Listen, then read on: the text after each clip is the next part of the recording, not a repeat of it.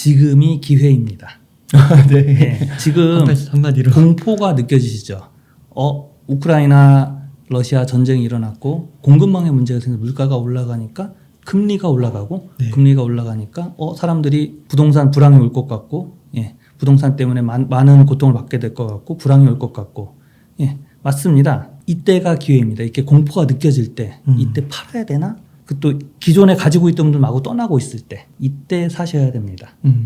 개인적으로 제 경험으로 말씀드려도 IMF 때 주식을 투자를 시작을 했고요. 덕분에 이제 돈을 주식으로 못 벌었습니다. 왜냐하면 주식 투자가 처음이었기 때문에 주식으로는 돈을 못 벌었지만 당시 채권으로 돈을 벌었습니다. 그리고 나서 2001년도에 9.12 사태가 왔죠. 급락했지 않습니까? 그리고 나서 2003년도에 막 이라크 전쟁하고 그때 번 돈이 전세비가 되어서 결혼도 하고 그걸로 전세를 살고 이제 그 돈을 가지고 주식 투자 대신에 부동산 투자를 시작했습니다. 어딘가에 살아야 되니까요. 또 주식보다는 아무래도 부동산 투자가 아무래도 폼이 나지 않습니까? 그래서 부동산 투자를 했는데 부동산 투자를 해서는 성공을 하지 못했고요. 그다음에 그 당시에 부동산 투자를 하면 현금이 없습니다. 그래서 2008년도 그 리먼 브라더스 사태를 놓쳤습니다. 네. 이후에 2010년대에 들어가면서 유럽 금융위기가 오면서 교역 환경이 나빠지고 위기가 왔었고 계속 주가는 하락했었죠. 그때 투자해서 돈을 벌었고요. 그다음에 2015년에는 우리나라 부동산 시장에 큰 불황이 왔었죠. 그래서 집값이 너무너무 떨어져서 정부에서는 빚내서 집 사라고 할 때 집을 사서 지금 그것도 큰 돈이 되었고요. 지금은 그래서 2020년에 또 코로나 사태가 왔지 않습니까? 제가 24년 투자했는데 코로나 사태가 5번째 기회였습니다. 네. 지금 2022년 우크라이나 전쟁으로 새로운 기회가 왔습니다. 6번째입니다. 네. 급하게 마음을 먹을 게 없는 거죠. 24년 동안 6번의 기회가 왔으니까 4년에 한 번은 기회가 온다라고 생각하시면 되겠습니다. 네. 그러면은 그때 과거에 2001년 9.11 때 주식 투자에 성공하셔서 전세비를 마련하셨다고. 네. 그때는 혹시 뭘 사셨는지 기억이 안 나요. 그때는 제가 그 대학에서 제가 확률 통계를 깊이 있게 배웠고 그걸 통해서 이제 데이 트레이더를 위한 프로그램 만들 정도였거든요. 그러니까 그때는 단타 위주로 했었는데 그때 원칙도 똑같았습니다. 떨어질 때 사서 올라가면 파는 거를 계속 반복을 하면요 돈이 되죠. 상승 시에는 항상 하락할 때는 무슨 방법을 써도 돈을 못 법니다.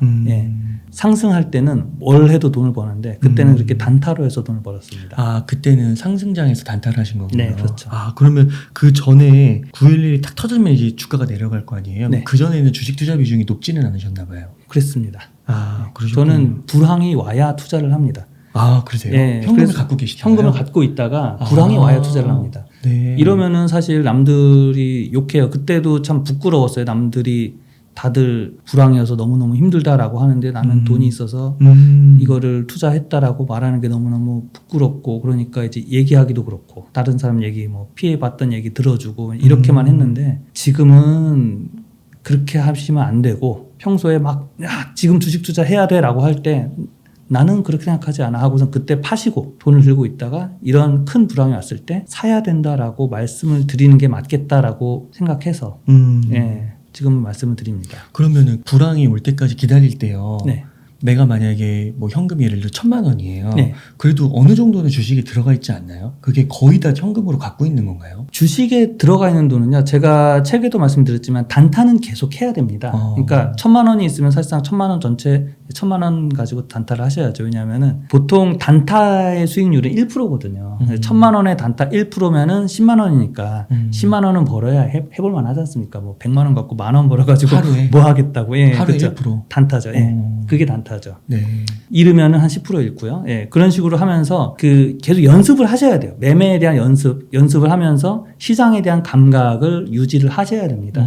축구 선수가 매일같이 공을 차는 거랑 똑같이 잘 차지만 매일 차는 거랑 똑같습니다. 단타는 계속 하셔야 돼요. 하지만 큰 돈 내가 정말 다 간다 자 쫙 하고서 할 때는 평소에는 안 하셔야죠. 평소에는 안 하시고 이런 큰 불황이 왔을 때 쭉 밀어 넣으셔야 됩니다. 그렇군요. 네.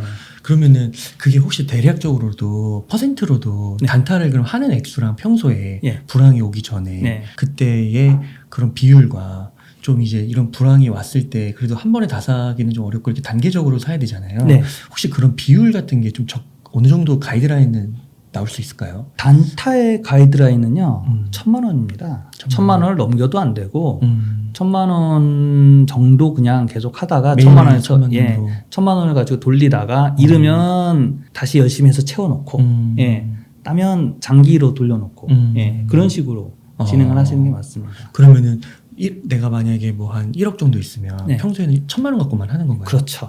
예, 10분의 1 정도? 그렇죠. 아, 그런데 이제 불황이 오면 거의 막 80%, 90%가 이제 막 주식이 들어가는 거예요. 그렇죠. 예.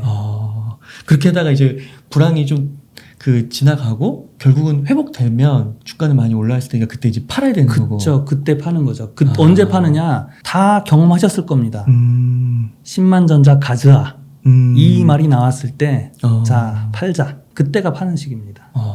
그러니까 저자님께서 그런 얘기 하셨잖아요. 이 책을 네. 코로나 때 내기 싫다고, 네. 싫었다고. 네. 그 의미를 좀 다시 한번 얘기해 주시면 좋을 것 같은데요. 지금처럼 주식이 너무너무 유행이에요. 예. 580만이었던 주식 투자 인구가 1,000만까지 늘어났습니다. 이때에 주식 투자를 해야 됩니다라고 이제 모든 사람이 그렇게 얘기를 해요. 저도 거기다가 똑같은 얘기를 하고 싶지는 않았다는 거죠. 예. 제가 이제 이 출간 시기를, 이 책을 내면 출간 시기를 할 때도 이때쯤이면 아마 불황이 올 겁니다. 그랬는데 괜찮을까요? 안 팔릴 텐데요. 저는 차라리 그렇게 하고 싶다라고 말씀을 드렸었습니다. 그러니까 다 투자를 해야 된다. 이렇게 말하는 게 오히려 네. 끝물에 더 가까울 수 네, 있다라는. 그렇습니다. 그리고 오히려 이렇게 불황이고 팔고 떠나고 거래액이 줄 때 네. 오히려 더 해야 되는 거죠. 그게 제 책 제목의 의미입니다. 내려갈 때 사서 올라갈 때 팔면 돈을 번다. 그러면은 지금 이제 코스피로 따지면은 3,300에서 한 2,300~400대까지 내려왔으면 30% 빠진 거잖아요. 네. 이 정도면은 이제 많이 좀 빠졌다고 보시는 거예요? 저는 숫자가 몇 프로가 빠졌느냐가 그렇게 중요하다고 생각하지 않고요. 느낌, 시장에서 지금 무엇이 느껴지느냐, 그 다음에 사람들이 뭐라고 하느냐. 또 저는 이제 알려진 투자자다 보니까 저한테 질문을 많이 합니다. 어떤 사람들이 나에게 어떤 것을 질문하느냐, 네. 그걸로 판단합니다. 지금은 각종 이제 주식 유튜브를 다 보시면은 지금 현금 보유하셔야 됩니다. 더 떨어질 것입니다. 특히 오시면 참 반가워요. 그분 나오실 때 저는 삽니다. 불황일 때 나오시거든요. 그분 나오실 때 사면은 틀림이 없습니다. 정 훌륭한 분이세요. 그러면은 요즘에 저자님께 뭘 물어보세요? 많은 분들이 지금이 사야 될 때인지는 알겠다. 근데 돈이 없다. 어떻게 해야 되느냐라고 하는데 그 얘기는 이겁니다. 내가 지금 물려 있다. 이걸 팔고 더 빨리 더 많이 오를 걸 사야 되느냐, 아니면은 계속 이걸 들고 있어야 되느냐 라는 걸 물어보십니다. 그럼 저는 거기에 대해서 말씀을 드려요. 그 회사가 망할 회사냐고. 네. 망할 회사 아니고 그 다음에 그 대주주가 사기꾼이에요. 알고 보니까. 그거 아니면 계속 들고 계시라고. 예. 그리고 우선 지금은 돈을 아끼셔야 돼요. 아껴서 사야 됩니다. 더 사야 됩니다. 그럼 더 살 때 물 타는 거예요? 네, 물타기를 할 거냐. 그러니까 내가 가지고 있던 걸 더 살 거냐, 아니면은 더 빨리 오를 걸 살 거냐. 그걸 가지고 결정하시라는 거죠. 그런데 그럼 그 종목은 어떤 종목을 사야 되는가 하는 걸 물어보면요. 지금은 모든 게 다 싸요. 그렇기 때문에 자기만의 오덕이 있을 거 아니겠습니까? 자기만의 오덕, 그걸 사시라고. 오덕? 예, 그러니까 자기만의 취미, 나만 잘하는 거, 그런 거 있잖아요. 예. 그런 주식 분야? 예, 분야. 거기서 자기가 제일 잘하는 거, 그걸 사시라고. 뭘 사도 싸다고. 예. 무엇이 더 먼저 오를지는 아무도 모른다는 거죠. 망하지 않고 대주주가 이상한 분이 아니고 예. 나의 그 오덕을 발휘할 수 있는 분야, 그렇죠. 그 주식을 사면 된다. 예. 저 같은 경우는 게임과 음악입니다. 예, 저는 직장은 IT 쪽 직장이었고 이제 금융 쪽 직장이었으니까 IT나 금융은 제 직업상 오덕인 분야이고요. 직업과 관련 없이 오덕인 분야, 저는 음악을 좋아하고 게임을 좋아하고 하다 보니까 그쪽 분야는 잘 알거든요. 예, 그러니까 이제 그쪽 분야에 대해서는 이제 아무거나 살 수가 있죠. 예. 몇 개만 알려주세요. 근데 요새 또 오덕인 분야 중에 하나가 제 아버님이 군인이셨기 때문에 방산에 꽂혀 있습니다. 전쟁이 났었습니다. 방산 많이 오르던데요. 예, 방산 그렇게 너무 많이 올랐는데 돈이 더 있다면 더 사고 싶은 게 지금 방산이에요. 그 정도예요? 예, 너무너무 우리나라가 무기를 정말 너무너무 잘 만들어요. 가성비가 가성비가 최고입니다. 예. 그렇구나. 아, 그렇군요. 그러면 게임, 음악, 방산 이쪽은 한번 검색을 해보셔서 예. 공부를 또 해보시면 좋을 것 같고 예. 또 저자님 유튜브 통해서 또 말씀해 주시지 않나요? 아, 근데 제가 하는 유튜브는 네. 남들이 보라고 하는 유튜브라기보다는요, 제 음. 자기 자신을 음. 자기 관리를 위한 음. 겁니다. 왜냐하면은 제가 누군가에게 잘 보여야 될 이유는 없지 않습니까, 지금. 예. 그렇기 때문에 그러다 보면은 자기 관리를 안 하게 돼요. 그래서 일주일에 한 번은 대중 앞에 쓴다. 이런 마음으로 제가 어떤 내용을 정리하고 그거를 발표하는 그런 시간으로 활용하는 것이지. 예. 유튜브는 그렇게 안 보시는 게 더 좋습니다. 제 개인적인 입장에서는 안 보시는 게 더 좋습니다. 아, 예. 네, 알겠습니다. 그러면은 지금 이제 정말 그 주식을 보면 네. 싼 거 같기는 하더라고요. 예. 그러면은 그 싼 거 가운데서 지금 말씀해주신 그런 기준으로 이제 주식을 사면 되긴 할 것 같은데 네. 이게 그 지금 약간 매크로 이슈가 굉장히 부각이 네. 돼서 이런 현상이 많이 벌어졌다고는 맞습니다. 보시나요? 예. 그러면 근데 그 매크로 이슈가 해결되는 게 해소되는 게 이게 내가 오늘 산다고 해서 바로 내일 해결될 것 같지도 않고 뭐 1, 네. 2개월 후에도 해결될 것 같지도 않고 네. 뭐 심지어 내년까지도 지속될 거라고 보는 분들도 있는데 지금 사야 되나요? 이게요, 제가 이 주식 투자를 하다 보면은요, 남들과 반대로 움직인다는 게 항상 겁이 나요. 남들은 다 아니라고 하는데. 그러면은 저도 마찬가지, 나는 아닌 것 같은데 확신이 있느냐? 없습니다. 그렇게 겁나는 마음으로 사야 예, 조금씩 사게 되고, 좀 더 겸손하게 사게 되고, 예, 그렇게 되는 거죠. 그러면서 이제 오히려 성과가 더 좋아지고요. 물론 지금도 보시면은요, 러시아 우크라이나 전쟁이 핵전쟁으로 비화될 수도 있다. 이런 얘기가 돌고 있습니다. 거기다가 미국과 대만 이슈 때문에 미국과 중국이 충돌할 수도 있다. 이번 기회에. 저쪽 유럽에도 터지고 맞아요. 여기도 여력이 부족할 테니까 예, 중국이 이번 기회를 노릴 수도 있다. 이런 얘기까지 나오고 있어요. 겁나죠. 예, 정말로 그 일이 일어날 수도 있습니다. 하지만 그러니까 그때 사야죠. 다들 겁나잖아요. 예, 그때 사야죠. 그런데 그게 터졌어요. 그럼 터졌어. 아, 그러면 더 이상 두려운 일이 아닙니다. 그렇기 때문에 그다음부터는 오르고요. 지금도 러시아 전쟁 안 끝났는데 다시 올랐죠, 다시 오르고요. 예. 만약에 안 터지고 잘 해결이 됐어요. 그러면 또 오릅니다. 벌써 또 오르는 거죠. 그땐 못 사요. 너무 많이 올라서. 예. 그렇습니다. 그래서 주식 투자는요, 공짜가 아닙니다. 불로소득이 아닙니다. 이 공포와 두려움을 견뎌낸 대가입니다. 이때 사셔야 됩니다. 그러면 지금 주식을 사면 네. 그래도 한 6개월, 1년 정도는 그 기다려 봐야 된다 뭐 이런 마음가짐이라도 좀 있으면 편하잖아요. 네. 왜냐면 지금 샀는데 또 어떤 분들은 지금 사면 막 일주일 후에 오를 거라고 생각하시는 분들도 있으니까 네. 보통은 어느 정도 좀 염두에 두면서 그래도 지금이 이렇게 사는 게 좋을 것 같은 뭐 그런 게 있어요. 시간을 염두에 두시면 안 돼요. 예. 시간은요, 인간이 맞출 수가 없습니다. 네. 성경에도 나옵니다. 때와 시간은 하나님이 알아서 결정하시는 거라고. 네. 예. 너희들은 준비하고 있으라는 거죠. 예. 아니, 성경에도 아니라고 얘기하는데요, 분명히. 예. 저희는 미래를 맞출 수 있어요. 분명히 미래를 맞출 수 있어요. 러시아 우크라이나 전쟁 끝납니다. 확실하게 맞출 수 있어요. 언젠가 끝납니다. 네. 언제인 걸 모르는 거죠. 그러면은요, 이 언제라는 걸 내가 맞출 수 없다라는 것을 받아들이고, 만약에 영원히 안 끝나더라도 나는 괜찮다라고 하고 마음 편하게 가만히 계시면 된다는 거죠. 그러면은 언젠가 끝나고 엄청난 성장을 해서 그 주식이 큰 기쁨을 줍니다. 근데 그때까지 시간이 그렇게 많이 걸리지 않는다는 거예요. 저 IMF 터지고 막 그 9.11 테러 터져서 막 이라크 전쟁 나고 그 다음에 뭐 유럽 금융위기 생기고 해결 안 될 줄 알았어요. 금방 해결됐지 않습니까? 그래서 화려한 상승이 왔었고 또다시 불황이 왔었고 24년 투자하는데 불황이 6번째 온 거라니까요, 이번에. 그렇게 길지 않습니다, 그 시간이. 길지 않은 시간에 인간은 이 문제를 해결할 것입니다. 그걸 믿으시는 거죠. 인간은 이 문제를 해결할 것이다. 저는 그걸 믿습니다. 100%라고 믿어요. 거기에 투자를 하는 거예요. 그러면은 지금 어느 정도 싸다고 생각이 들면 조금씩 네. 사면 된다. 공포가 느껴지면 공포가 느껴지면 사시면 됩니다. 조금씩. 네. 아마 공포가 느껴지는데 화끈하게 살 수 있는 분은 별로 없으실 거라고 생각해요. 예. 그때 그 전번에 나오셨을 때는 한 주씩 사라고 하셨잖아요. 최대한 천천히. 네, 저는 한 주가 아니고요. 10단계. 10단계 예, 나눠서 저는 천천히. 10단계요. 예. 네. 그 말씀이신 거죠. 예, 그렇죠. 그렇게 되면 그 공포도 훨씬 줄일 수가 있죠. 음. 더 떨어지면 사겠다 하고선 밑에다 쭉 걸어놓고 기다리시면은 되는 거죠. 더 떨어질 수도 있어요. 예, 그 중국과 미국이 대만 사이에 놓고 전쟁 또 벌어질 수도 있고요. 그땐 더 사면 되죠. 그런 그렇게 하면서, 각오로. 예. 그러면 혹시 그 레버리지를 좀 여쭙고 싶은데요. 네. 그 위험한 레버리지 말고 네. 좀 기간도 좀 길고요. 예. 그 다음에 뭐 고정금리로 뭐 한 4, 5%대에서 지금 이런 게 있다고 하면 그 현금이 없으시기 때문에 네. 그런 거를 조금 땡겨서 쓰는 거는 좀 어떻게 생각하세요? 레버리지는 쓰시면 안 됩니다. 안 돼요? 왜 안 되냐면요. 어. 아까도 말씀드렸듯이 저희가 타이밍을 맞출 수가 없어요. 어. 하지만 레버리지를 쓰시면요. 정해진 시간 안에 이자를 내셔야 됩니다. 그렇기 때문에 레버리지를 쓴다라는 얘기는 내가 미래를 맞춘다라는 거예요. 그래서 마음이 교만한 거죠. 그럼 반드시 대가를 치르게 되어 있고요. 제 돈으로 사면은 상관없지 않습니까? 예.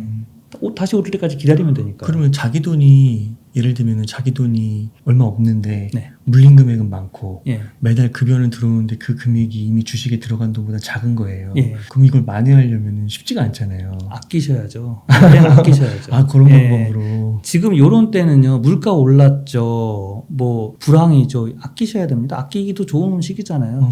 편의점 가서 사 먹으시 식사하시면 되고요. 예. 집에서 외식 안 하고 집에서 식사하시면 돼요. 물가 오르면 어떻습니까? 집에서 먹으면 되죠. 이렇게 아끼셔야 됩니다. 이런 때. 그러니까 공포가 느껴질 때 사야 되는 건 맞지만 네. 레버리지를 사용해서 쓰면 안 된다. 레버리지는 언제든지 쓰시면 안 됩니다. 왜냐하면은 인간은 그 타이밍을 맞출 수 없습니다. 그러면 부동산이나 집은 되는 건가요? 부동산은 어쩔 수가 없는 거죠. 너무 크니까. 너무 크니까. 근데 레버리지를 써서 음. 대규모로 하시는 분, 돈을 벌기 위해서 그분들은 정말 위험하다고 생각을 합니다. 자기 집은 살 곳은 있어야 되니까 그때는 빚내서 사야죠. 예. 그 책에 보니까 네. 주식 투자를 그 시작하신 이유가 평범한 삶을 위해서라고 네. 하셨습니다. 네. 그 저자님께서 생각하시는 그 평범한 삶이 궁금하더라고요. 아, 예. 왜 평범한 삶을 위해 주식 투자를 시작하셨는지도 궁금하고요. 드라마에 나오는 그 평범한 삶을 사는데 음, 생각보다 큰 돈이 들어요. 그래요. 예. 얼마라고 생각하시기 때문에. 그러니까 네. 이런 거죠. 저도 그걸 계산을 못 해봤었어요. 예. 이 주식 투자 하기 전에는 안 해봤었는데 주식 투자를 시작하게 된 계기도 계산을 해보니까 너무너무 큰 돈이 드는 거예요. 일단 사랑하는 사람과 젊었을 때 결혼을 하고 싶습니다. 결혼을 하려면은 전세비 정도는 있어야겠죠. 결혼을 해서 아들과 딸을 하나씩 낳고 싶어요. 네. 최소한 아들도 있고 딸도 있고 그러면은 살 보금자리가 필요하죠. 살 보금자리가 안방 하나 있어야죠. 아들방 딸방 하나씩 있어야죠. 방 3개에 마루 한 30평 정도 되는 곳입니다. 그럼 자녀가 있게 되면 교육 환경이 좋았으면 해요. 보통 대부분 이제 학군이 좋은 강남이라든지 아니면 중심가가 됩니다. 강남, 창구, 마용정, 살상 학군이거든요. 그러면은 그게 부동산에서 상급지라고 하더라고요. 거기에서 살면서 아들, 딸 낳고 사는 정도를 그렇게 생활비와 함께 계산해 보니까 마지막으로 아들, 딸이 나중에 시집장가를 갈 때 전세비 정도는 해주고 싶습니다. 예. 그 2001년도에 계산을 딱 해보니까 당시에 강남의 아파트가 한 5억 정도 했어요. 그리고 4인 가족 생활비가 한 300 몇십만 원 정도 했습니다. 그래도 저렴하네요. 지금에 예, 비하면. 지금에 비하면 저렴하죠. 그럼 네. 애들 전세비까지 해주면은 한 2억 정도씩 필요했어요. 그때는 그 정도 돈이면은 쫙 소리가 나는 큰 돈이었습니다. 2021년도에 와서 계산해 보니까요. 20년 지났네요. 예, 20년 지나서 계산해 보니까 강남의 아파트 30평대가 있으려면 25억이 필요해요. 생활비는 600만 원이 필요하고요. 애들 전세비는 10억씩 해줘야 됩니다. 20억의 추가 자금이 있어야 됩니다. 쉽지 않은 거예요. 근데 그 정도 되는 사람들 통계청에서 소득분위 살펴보면요. 한 2, 3%? 5%도 안 돼요. 5%도 안 돼요. 2, 3% 안에 들어가야 돼요. 2, 3% 안에 들어간다는 겁니다.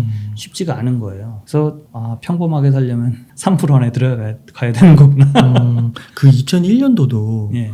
이 5억에 생활비 300, 요 정도는 웬만한 직장 대기업 다니면서도 좀 높은 금액이었나요? 굉장히 높은 금액이었죠.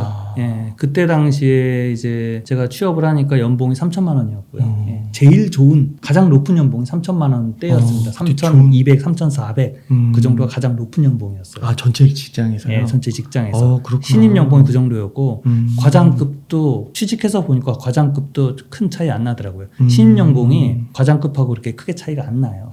예. 그러면은 예를 들면은 뭐 3천만 원이라고 하면 5억이면 이렇게도 계산해 볼 수가 있나요? 이게 한 20배 정도 되는 거잖아요. 네. 그러면은 지금 신입 사업이 좀 잘 나가는 데가 뭐 5천 넘게 받죠. 예, 뭐한 5천이라고 하면 예, 25억이라고 하면은 이거는 50배네요. 그렇죠. 한 2, 30배가 더 늘었네요. 예. 그러니까 이렇게 하려면은 이제 재테크가 거의 필수인 거고. 필수죠. 예. 근데 이 재테크가 필수라는 거는 당연한 겁니다. 이 자본주의 시장 세계에서는요. 이 생산의 3요소가 있지 않습니까? 토지, 자본, 노동입니다. 토지, 예, 땅으로 돈을 벌 수 있어요. 땅값은 계속 오르고 그 다음에 노동으로 돈을 벌 수 있습니다. 돈으로도 돈을 벌 수 있어야 됩니다. 그렇지 않으면은 이 속도를 따라갈 수가 없어요. 그래서 주식 투자를 선택하신 거고, 네. 그래서 성과를 내셔서 이제 강남에 집을 사신 거네요. 그렇죠. 예. 그럼 그때 사신 집에서 계속 거주는 하고 계신 거예요? 좀 심심해서 옮겼습니다. 예. 그 근처에 있는 다른 집으로 전세로 옮기고 저 전세를 주고. 예. 집이 그렇게. 있으면 그걸 할 수가 있죠. 또 그렇게. 근데 네. 부동산 투자는 아까 여기 그 실패를 하셨다고 그랬나요? 그 부동산 투자는 성과가 별로 좋지 않으셨다고. 네. 그럼 왜 그러셨던 거예요? 실패를 했다라기보다는 성공하지 못했다라고 하는 게 맞을 것 같습니다. 그때가 제가 2003년도, 2004년도에 결혼해서 2006년, 7년도가 부동산 상승기였거든요. 그때가 굉장한 상승기였는데 그때 이제 제가 한 2억 정도 들고 있었단 말이죠. 근데 1억은 제가 어딘가에서 살아야 되지 않겠습니까? 남은 1억을 가지고 돌리는데 그 1, 2억 정도로 투자할 수 있는 거는 오피스텔, 상가, 그 다음에 소형 아파트 갭 투자밖에 없었습니다. 아마 지금도 비슷할 거고 그때도 비슷했습니다. 근데 이제 일단 오피스텔에 투자를 하면은요, 제가 오피스텔에 대해서 잘 몰랐는데 오피스텔은요 가격이 잘 안 올라요. 예, 결국 월세 수입만으로 승부를 봐야 되는데 월세가 생각보다 잘 나오지 않습니다. 예, 그 세입자가 월세 안 내기 시작하면은 그걸 내보내기 위해서 엄청나게 큰 노력을 들여야 되고요. 그 다음에 월세를 시세보다 또 적게 받는다든지 뭐 여러 가지 일이 생기고 또 세입자가 바뀌게 되면은 바뀔 때 복비 내야 되고. 복비 내야 되죠. 도배 새로 해줘야 되죠. 엄청나지 않습니까? 그 비용 다 따지고 하니까 생각보다 돈이 잘 안 되더라고요. 그래서 근데 그런 걸 겪지 않는, 그래서 오피스텔 해야 된다라는 분들도 많이 봤어요. 그래가지고 이제 통계청에서 자료를 찾아보니까 한 5% 정도가 그 정도 그런 피해들을 보더라고요. 제가 그 5% 안에 꼈더라고요. 근데 한 번 당하면 다시는 오피스텔 투자 못 합니다. 예. 그러셨군요. 예. 그 다음은 상가 투자가 있는데요. 상가는 제가 그 당시에 이름을 오스페, 지금은 유타몰이라고 하는데 성신여대 앞에 있는 거기에 투자를 했습니다. 기존에 있는 상가에 투자를 하면은요, 월세 대비 수익률로 거래를 하기 때문에 굉장히 비쌉니다. 예. 큰 이득이 아니에요. 그래서 신축을 쳐다보게 되는데요. 신축 상가 투자는 정말 위험하고요. 예, 정말 어렵습니다. 성공하면 대박이 날 수도 있겠지만 거의 확률이 없습니다. 대부분 이제 신축 상가가 올라가면서 워낙 그 여러 사람에게 돈을 밀렸기 때문에 이해관계가 복잡하고 그래가지고요. 그 언제까지 올라간다, 그때까지 안 올라가요. 예. 다 올라가더라도 분배할 때 여러 가지 잡음이 있고. 그러니까 그 신축 상가를 완성된 다음에 분양받는 게 아니라 초기에 들어가신 거군요. 그렇죠. 예, 완성된 다음에 분양을 받게 되면은 비싸니까요. 예, 초기에 들어가면은 건물이 안 올라가요. 그렇구나. 예, 굉장한 위험이 있습니다. 그래서 그 위험을 나이 드신 분들이나 사업을 하시는 분들은 감당을 할 수가 있어요. 왜냐하면 나이 드신 분들이 돈이 많아. 그래서 그게 좀 시간이 좀 걸려도 나는 괜찮아. 하지만은 젊은 분들은 결혼, 출산, 이직 이런 굉장히 많은 일들이 생겨요. 그래서 인내심이 부족해서가 아니라 인생이 그렇게 그 시간을 거기다 그렇게 돈을 집어넣고 견딜 수 있을 만큼 그렇게 녹록하게 돌아가지가 않습니다. 그래서 상가 투자도 웬만하면 고돈 갖고 하시는 거면 안 하시는 게 낫다. 그래서 그 부동산 그때의 경험으로 예.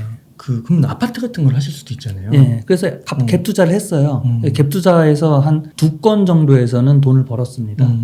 근데 이제 이런 거죠. 계속 오르다 보니까 갭 투자를 해놨는데 누군가가 제가 사는 걸 사겠대요. 근데 계속 오르다 보니까 계약 파기하자. 그래? 계약금 내놔. 그래서 1,000만 원, 2,000만 원 이렇게 벌 수는 있었는데 이게 부동산 투자에서 가장 중요한 게 뭐냐면요, 상급지가 먼저 올라요.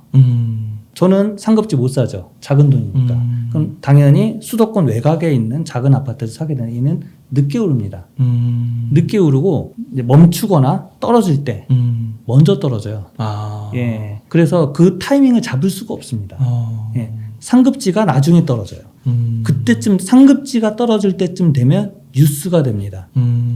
저는 그 전에 이미 고통받고 있는 거예요. 그래서 이제 그때 그걸 다 정리하고 나니까 2010년이 넘어가더라는 거죠. 그렇구나. 예. 그래서 작은 돈으로 투자하실 때는 주식 투자가 최고입니다. 언제든지 정리할 수 있고 빠르게 움직일 수가 있고. 그 네. 부동산 투자까지 다 해보셨는데 네, 어떻게 보면은 그 저자님께서는 주식 투자가 가장 잘 맞으셨고 장점도 많고 그렇죠. 그렇게 보신 거군요. 네. 그럼 부동산을 만약에 하신다고 하면 다시 하신다고 하면 네. 아파트 쪽으로 하고 그 다음에 좋은 걸 사고 만약에 돈의 여력이 있으면 그런 네. 식으로 하면 좀 괜찮을까요?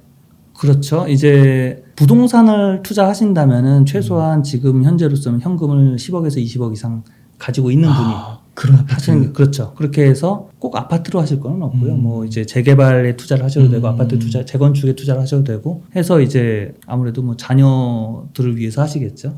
예. 그러니까 그런 금액대 정도부터 봐야 그렇습니다. 나중에도 예. 돈이 많이 내 집, 남고. 그리고 내 자녀들의 집 정도 장만해 줄 때 그거가 이제 투자 수익으로도 연결이 되면서 그 용도도 해결하면서 이렇게 할 때 되는 거고요. 그 다음에 이제 더 하다 보면 이제 돈이 더 생기다 보면 자꾸 빌딩에 욕심이 갑니다. 꼭대기층은 그냥 내가 숙소와 사무실로 쓰고 아래층에 1층에 편의점 두고 뭐 2, 3층에 사무실 두고 이렇게 하고 싶은 꼬마 빌딩 뭐 이런 생각을 갖게는 돼요. 근데 그렇게 되면 문제가 뭐냐면요. 부동산은 세금이 많이 나갑니다.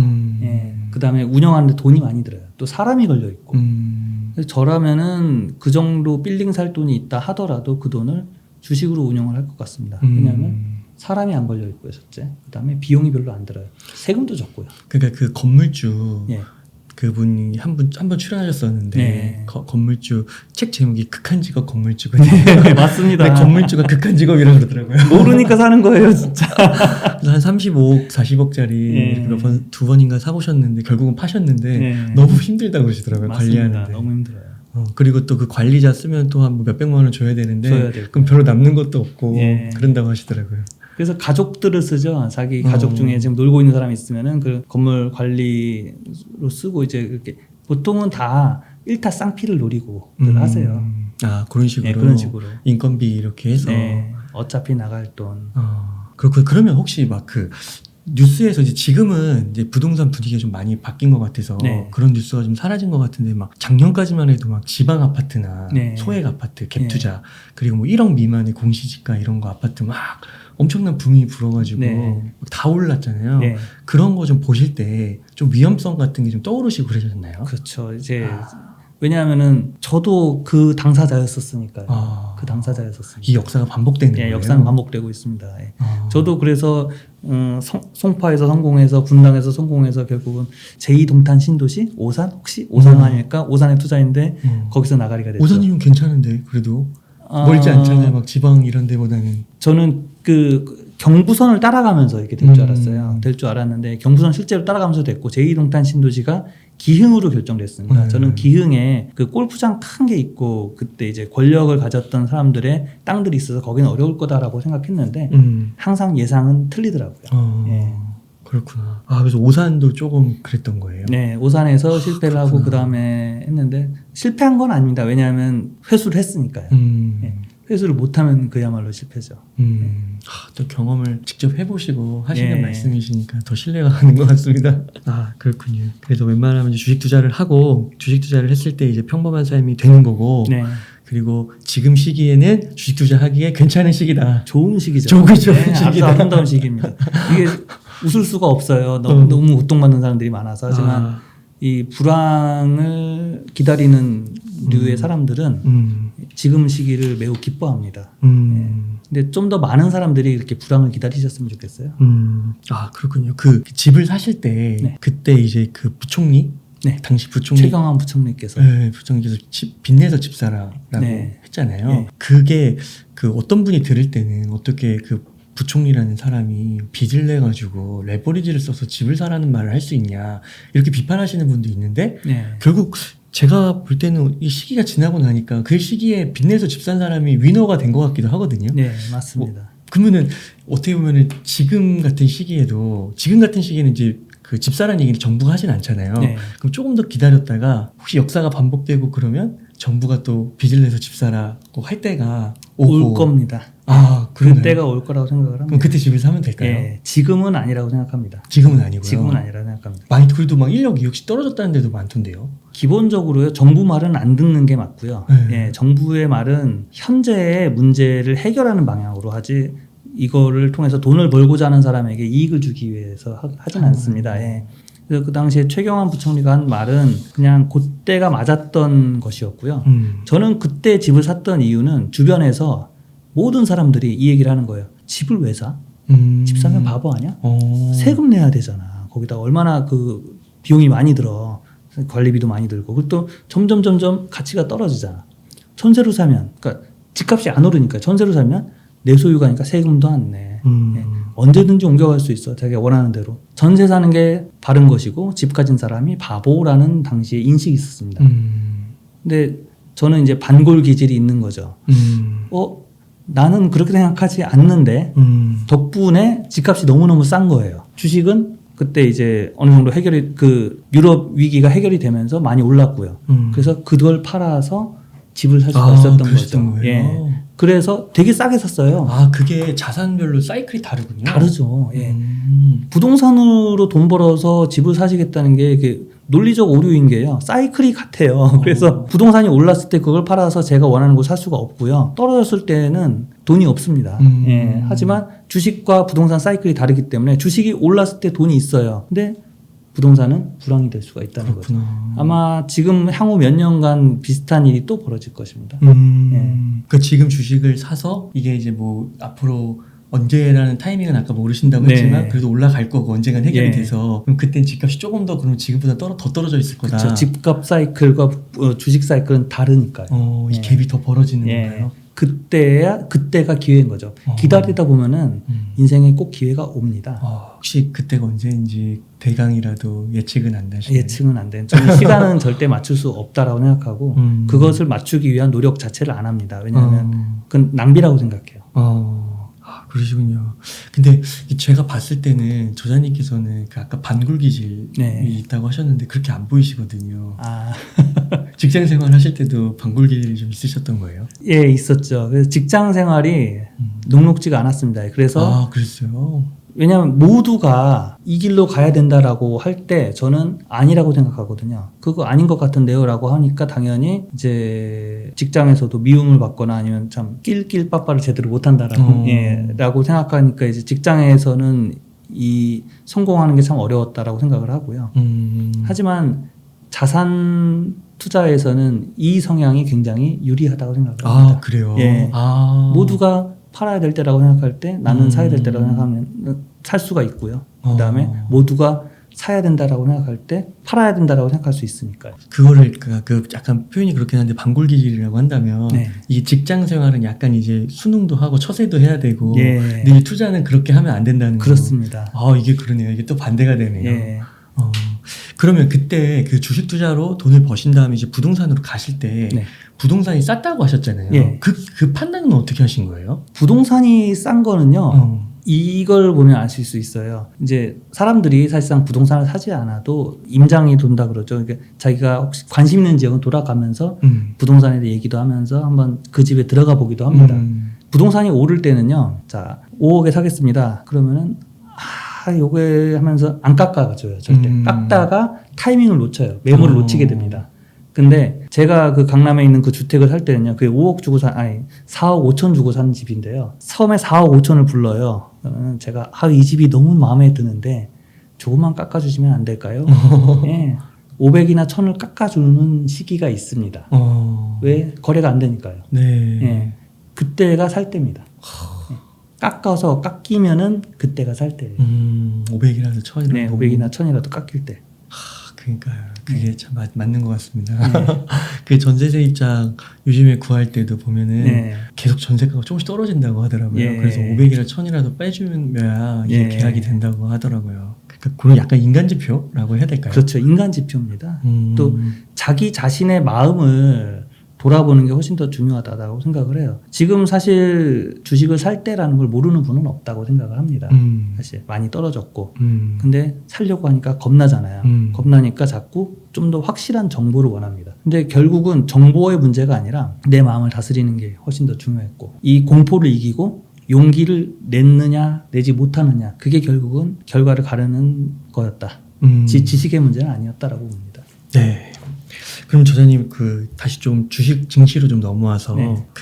물론 이게 언제 이런 매크로 이슈들이 해소될지는 모르지만 어떻게 좀 시나리오를 좀 예상하시는 거예요? 앞으로 시나리오는요. 러시아 우크라이나 전쟁은 한국 전쟁과 비슷하게 끝날 것이다라고 생각합니다. 휴전으로 끝날 거예요. 휴전으로. 예, 휴전으로 끝나게 되면은 어찌 됐건 전쟁이 계속되는 한 이 공급망 이슈는 계속 발생을 할 거고요. 전쟁이 끝난 다음에도 이 공급망 이슈는 계속 있을 겁니다. 그렇게 전쟁이 끝날 것 같고요. 그 다음에 미국과 중국과는 전쟁을 하지 않을 거라고 생각을 합니다. 예, 러시아가 우크라이나니까 쳐들어갔지. 지금 중국이 대만에 뭐 펠로시가 온다고 해서 뭐 반발을 하고 하면서 군사훈련을 한다라고 하는데 그건 뻥카라고 저는 생각을 하고요. 예, 지금 중국은 어떻게 해도 미국을 이길 수는 없기 때문에 자기가 막 이렇게 시위를 할 수는 있어도 전쟁까지는 가지 않을 것이다 라고 저는 생각을 하고요. 핵전쟁이 나지 않는 한 지금이 저점이다. 근데 핵전쟁이 날 수도 있습니다. 왜냐하면은 지금 공세 종말점에 왔어요. 지금 더 이상 그 상대방을 완전히 꺾을 정도의 군사력이 없습니다. 우크라이나도 없고 러시아도 없어요. 이 상황에서 만약에 우크라이나가 크림반도를 탈환을 했어요. 그럼 러시아에서는 너무나 큰 타격이기 때문에 아마도 핵을 떨어뜨리지 않을까. 그 위험은 있습니다. 정말 그건 실제적인 위험이고 그러면 이제 핵전쟁과 제3차 세계대전에 대한 공포가 세계를 지배하게 될 거예요. 그럼 이제 크게 떨어지겠죠. 그러면 더 사면 되죠. 예. 돈을 아끼셔야 됩니다. 그래서 지금 절약하셔야 되고요. 그렇구나. 근데 그때 진짜 그거는 완전 최악이겠네요. 그렇죠. 최악인 만큼 확률로 낮습니다. 그러니까 또 그거가 벌어질 수 있기 때문에 또 만약 지금 투자를 안 한다고 하면 네. 또 너무 작은 것 때문에 큰 기회를 놓치는 것 같기도 하고요. 그렇습니다. 예. 그야말로 도박이죠. 오히려 그게 더 큰 도박이죠. 그렇게 볼 수도 있겠네요. 그래서 지금은 최저점은 모르고 바닥은 모르지만 그래도 이렇게 공포가 조금 많을 때 팽배할 때는 주식을 사는 게 맞다. 네. 그리고 이제 기다림과 뭔가 견딤 네. 그런 거에 대해서 보상을 나중에 이제 얻는 거. 네. 투자 성과는 그 보상입니다. 결코 주식 투자는 공짜가 아니다. 공짜가 아닙니다. 불로소득이 네. 아니다. 네. 그러면은 이제 이런 시기에 주식을 좀 사야 된다고 하셨는데 좀 어떤 주식을 사면 좋을지 좀 말씀 좀 부탁드리겠습니다. 지금 저는 러시아 우크라이나 전쟁을 뭘로 보고 있냐면은 제 과거의 경험 시기로 보면은 유럽 금융위기 시기와 비슷하다. 그다음에 우리나라와 빗대어 본다면 한국전쟁 시기와 비슷하다라고 네. 생각이 됩니다. 한국전쟁 때 필리핀과 일본이 엄청나게 돈을 많이 벌었거든요. 그 당시에 뭐가 많이 벌었냐? 석탄이 많이 벌었고요. 왜냐하면 그 당시에는 석탄이 주요 에너지였기 때문에 그다음에 자동차 수리, 무기 수리 이게 이제 많은 돈을 벌었고요. 그다음에 군복이니 뭐니 이렇게 옷이 많이 필요, 섬유가 많이 발전했었습니다. 그쪽에서 돈을 많이 벌었는데 이번에 우크라이나 전쟁으로 인해서 러시아 무기가 문제가 많다는 게 됐었고 그다음에 지금 동유럽에 있는 국가들이 러시아제 무기 쓰면 안 되겠구나 그래서 서방제 무기로 다 바꾸려고 합니다. 그러면 전 세계적으로 무기를 수출할 수 있는 나라가 많지가 않아요. 미국, 서방제 무기 그러니까 러시아와 중국을 제외하면은 미국, 영국, 프랑스, 이탈리아, 스페인 이 정도거든요. 그래요? 네. 그럼 우리나라와 비슷한 나라는 한 이스라엘 정도밖에 없는데요. 이스라엘은 우리나라처럼 제조업이 발달해 있지 않습니다. 그러다 보니까 탱크, 자주포 아니면 등등등 여러 가지에서 우리나라가 굉장히 유리한 환경이다. 그래서 지금 방산주가 굉장히 유망하다. 방산주는 만약에 3차 세계대전이 난다. 내지는 뭐 핵전쟁이 난다. 중국과 미국이 대만에 산판 붙는다 라고 해도 잘 될 회사들인 거잖아요. 지금은 저는 방산주가 굉장히 유망하다고 봅니다. 밀리터리 방산주. 예, 저는 일단 그 밀떡이라서 저는 관심이 있어서 저는 그쪽을 보는 거니까요. 예, 참고했으면 좋겠습니다. 방산주라고 하면 예. 좀 생소한 게 있어서 혹시 예. 좀 그 주식을 사라 이런 건 아니지만 네. 대표적인 기업들이 뭐가 있나요? 네, 있습니다.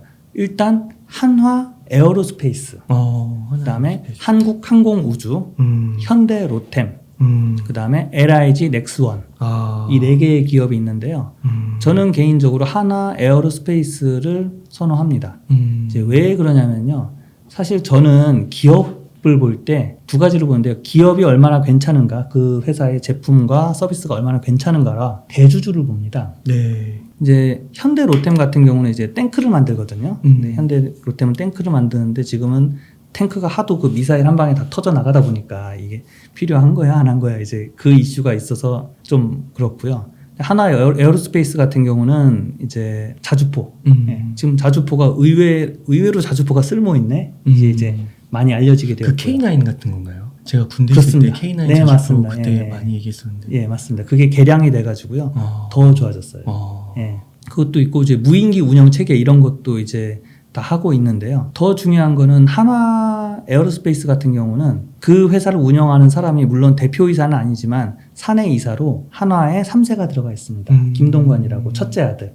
한화에는 아들이 3명이 있는데요. 첫째 아들이 하버드도 나오고 이제 경영도 잘하고 그러고 있습니다.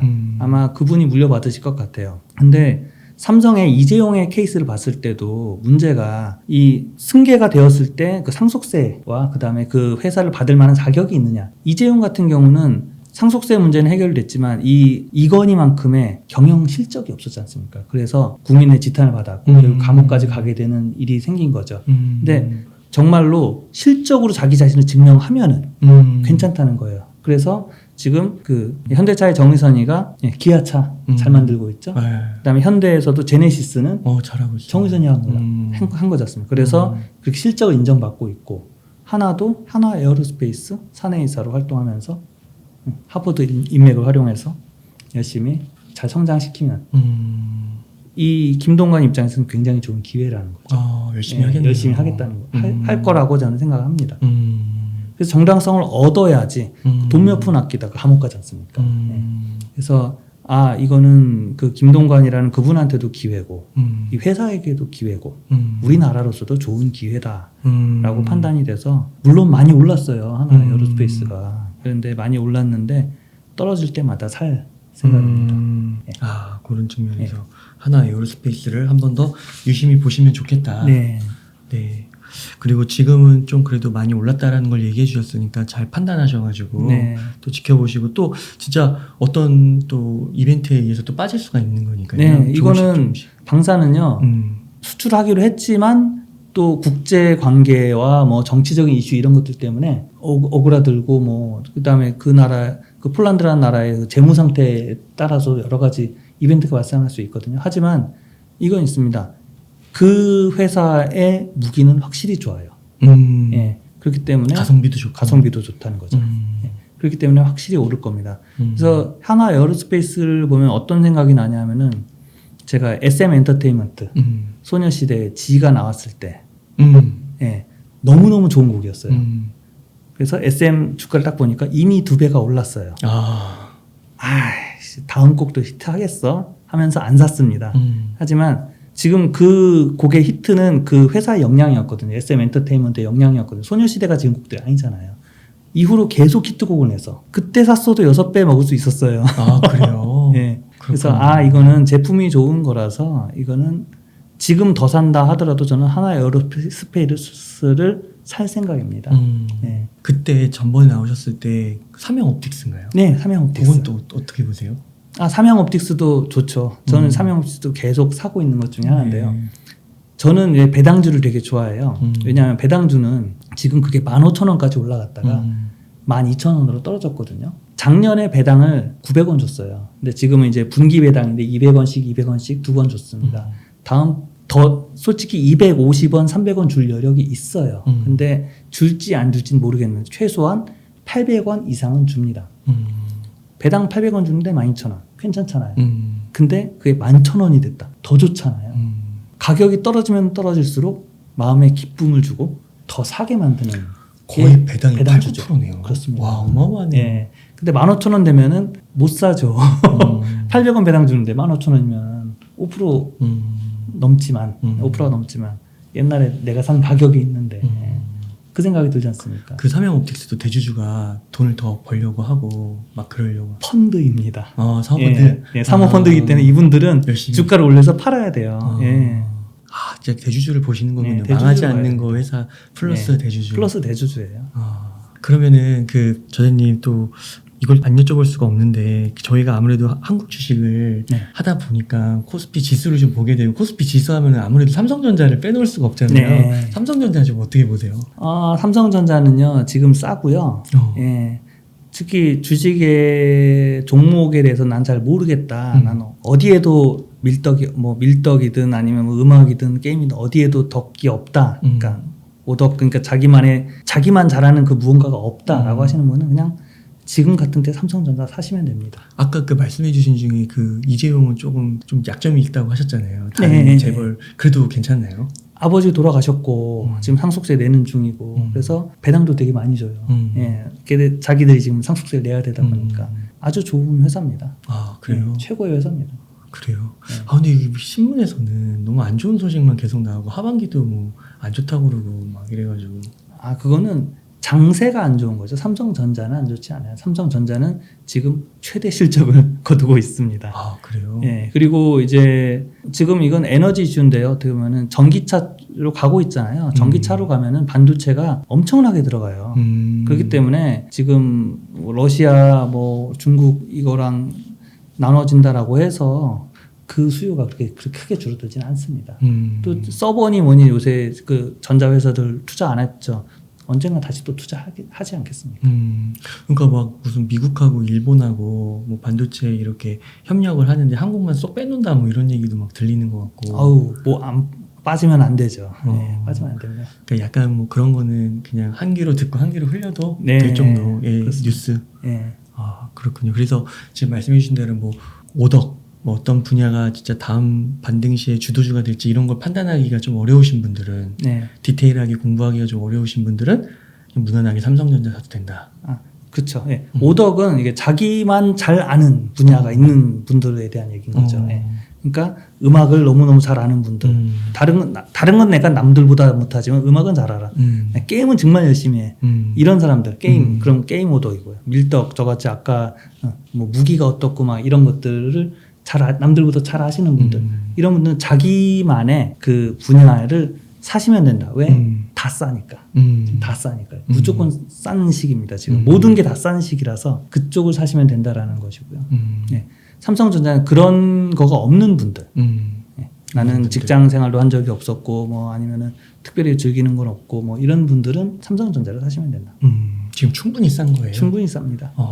그러면은 또 예측을 안 하신다고 했는데 네. 이게 오르긴 올라서 네. 뭐 전고점 뚫고 막 예. 그 이상으로도 갈 수 있는 거예요. 몇 년 지나면. 그럼요. 그 삼성전자는 항상 우리의 기대보다 더 많은 성과를 내왔습니다. 대단한 회사예요. 네. 예, 정말 대단한 회사예요. 그러니까 제 책에도 그 에피소드가 있긴 한데요. 그때 유럽 금융위기 때 삼성전자에 있는 친구한테 전화를 걸었습니다. 전화를 걸어서 야 너희 정말 어렵지? 그 목표 달성 못하겠네? 몇 명 잘려 나가겠다 야 이러면서 이제 그 분위기를 한번 쓱 떠봤습니다. 쓱 떠보니까 뭐라고 했냐면 아니 할 거야. 우린 항상 해왔거든. 그래요. 그게 얼마나 대단한 거냐면요. 저는 회사 생활하면서 우리 회사가 목표를 달성한 적이 거의 없어요. 왜냐하면 과도한 목표를 잡고 그걸 달성 못하면 또 누군가 책임을 지고 계속 그런 과정이 연속이었는데 그 회사는 목표를 항상 초과해서 달성해온 대단한 회사입니다. 네. 네, 정말 그건 자부심을 가져도 좋을 만큼 좋은 회사입니다.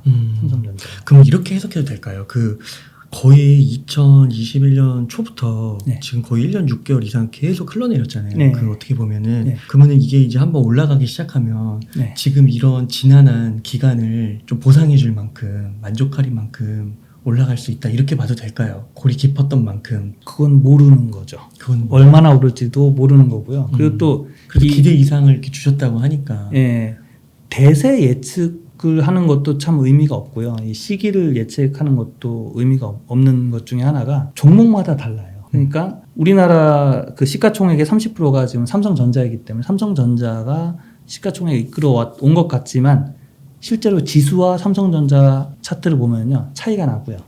네, 개별 기업은 이런 때 또 잘 되는 주식도 있고 어느 기업이 어떻게 될지는 아무도 모릅니다.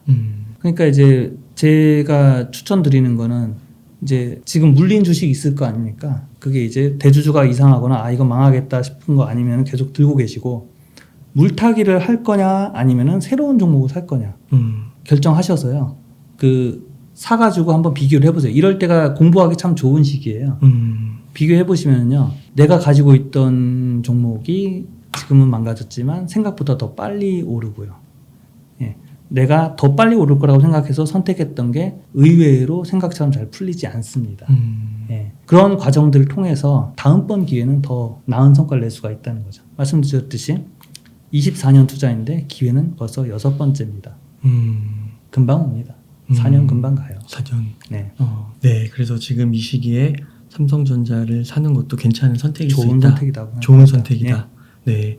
그러니까 이게 그 미국 주식하고 좀 비교했을 때요. 네. 그 미국 주식은 그 떨어질 땐 또 떨어지는데 올라가는 것도 금방 올라가는 것 같더라고요. 네. 지금 보면은 S&P 500도 많이 회복했더라고요. 맞습니다. 근데 한국 주식은 빠지는 것도 먼저 빠지고 올라가지도 않고 네. 이게 그런 것 같아가지고 이거 한국 주식 떠나서 이제 미국 주식 해야 되는 거 아닌가 정말 이런 생각도 들더라고요. 네. 거기에 대해서는 좀 어떻게 생각하세요? 저는 이제 결론부터 말씀드리면 먼저 한국을 제패하시고 미국으로 진출하십시오. 라고 말씀드리고 싶습니다. 왜냐하면 일단 우리나라는 우리나라 규제 환경과 그 다음에 모든 게 다 우리나라 말로 되어 있기 때문에 우리가 금방금방 이 기사가 뜨든 뉴스가 뜨든 공시가 뜨든 그 의미를 깊은 의미까지 다 알 수 있습니다. 하지만 우리가 영어로 되어 있는 거는 금방 알아듣기도 어려울 뿐더러 그 속에 숨겨진 의도와 그런 걸 쉽게 읽어낼 수가 없습니다. 그래서 확실히 한계가 있고요.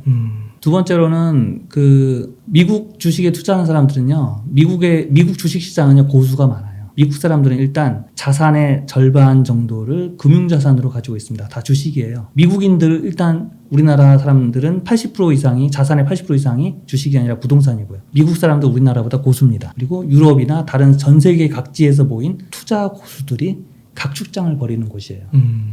근데 한국에서 잘 안 되니까 미국 간다? 예, 성공하시기 힘듭니다.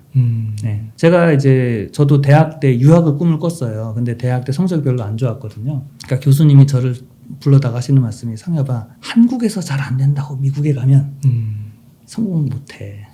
한국을 제패하고 미국에 가는 거야. 지금 야구에서도 한국에서 1, 2등 하던 사람이 메이저리그 간다고 해서 다 성공하지 못하지 않습니까? 마찬가지로 한국을 먼저 제패하고 미국으로 가십시오. 저는 그걸 먼저 추천드리고 있습니다. 네, 이게 참 그렇군요. 이게 정말 그러니까 미국에 접근을 할 때 말씀하신 대로 이게 잘 모르기 때문에 그냥 S&P 500이나 이런 지수 투자는 그냥 그런 걸로 얘기를 많이 하시는 것 같지 개별 종목으로 들어가서 진짜 어떻게 생각해 보면 성공하셨다는 분들이 많이 없는 것 같기도 하고요. 테슬라 같은 것도 많이 올랐다고는 하지만 그 올라갈 때까지 버티신 분들이 과연 몇 명이 될지 이런 것도 사실은 모르니까 그렇군요. 우리나라에서부터 잘하자. 그렇죠. 그러면은 저자님 이렇게 해서 좀 인터뷰 질문들을 전반적으로 좀 다뤄본 것 같은데 혹시 끝으로 하고 싶은 말씀이나 강조하고 싶으신 말씀 있으시다면 좀 부탁드리겠습니다. 저도 이제 유튜브를 많이 봅니다. 유튜브도 많이 보고 뉴스도 많이 봅니다. 모든 사람들이 지금 더 나빠질 것이라고 얘기를 하고 오히려 지금 주식을 사라고 하는 사람은 과도한 확신을 하는 이상한 사람이다라고 하는 것까지 들었습니다. 저도 압니다. 더 나빠질 이유는 너무너무 많고 더 좋아질 이유는 별로 없기 때문입니다. 그래서 주식을 저는 지금 현재 계속 사고 있는데요. 사면서도 저도 겁이 납니다. 그냥 모두가 아니라고 하니까요. 하지만 제 경험상 이럴 때 사야 나중에 기쁜 마음으로 큰 수익을 내고 팔 수 있었습니다. 또 제가 이제 제 투자 방법을 정립을 한 것이 앙드레 코스톨라니의 돈 뜨겁게 사랑하고 차갑게 다루어라. 그 책에서도 남들과 반대로 하는 것이 성공의 비결이다 라고 되어 있고요. 피터 린치의 월가의 영웅에서도 남들이 사지 않는 종목을 사라. 결국 남들과 반대로 하는 것이 성공의 비결이라고 합니다. 따라서 지금 공포가 느껴지고 팔아야 될 것 같고 하는 이 시기에 사십시오. 그러면은 성공이 여러분을 기다리고 있습니다. 여러분은 미래에 지금 현재 우리가 닥친 이 문제를 인류가 해결할 수 없을 거라고 생각하십니까? 저는 해결할 수 있을 거라고 생각합니다. 그 확률은 100%라고 생각을 하고요. 거기에 투자하겠습니다. 네, 좋습니다. 감사합니다. 그러면은 인터뷰 이 정도에서 마무리하도록 하겠습니다. 이렇게 해서 주식 투자 내려갈 때 사서 올라갈 때 팔아라의 이상엽 저자님과 인터뷰를 나눠봤습니다. 긴 시간 동안 유익한 인사이트 많이 나눠주셔서 감사의 말씀드립니다. 오늘 고생 많으셨습니다. 네, 감사합니다.